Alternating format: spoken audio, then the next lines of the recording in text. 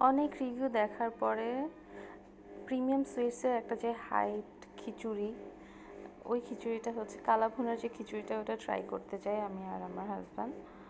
তো যাওয়ার পরে ওদের যে সুইটসগুলো ছিল, এগুলো স্যাম্পল সুইটস ছিল, not for it, not for sale, just show.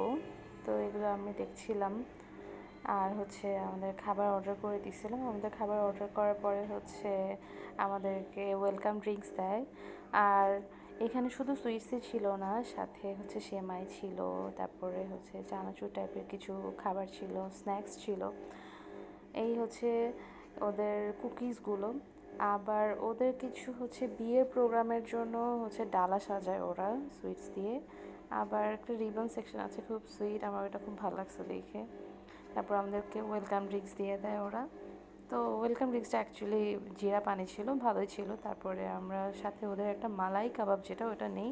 Malai kebab wise মানে খুব একটা ভালো লাগে না আমার কাছে, কারণ একটু লবণ কম ছিল, প্লাস একদম সাদা সাদা ছিল। তোমরা যদি ভিডিওটা দেখো তাহলেই বুঝবা।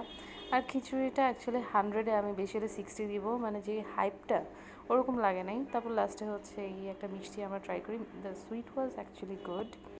প্রিমিয়াম সুইটসের মতিঝিল ব্রাঞ্চে হচ্ছে আমাদের এই আজকের যে এক্সপিরিয়েন্সটা হয়।